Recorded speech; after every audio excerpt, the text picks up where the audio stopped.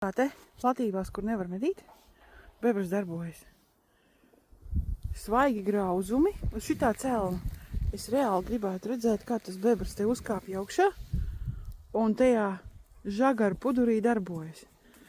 Jāsarunā ar saimnieku, lai uzlikt kameru. Vispār būtu ļoti interesanti. Nu, Rego? Rego arī saka, ka te bebri dzīvo un svaigi kaut ko ir plosījušies. Ja tu gribi uzzināt kaut ko vairāk par bebriem un arī par platībām, kur var medīt un kur nevar medīt, un kā dabūt vienošanos par platībām, kur nevar medīt, abonē žurnālu medības un esi kopā ar mums. Un, protams, lasi rakstus portālā medībām.lv.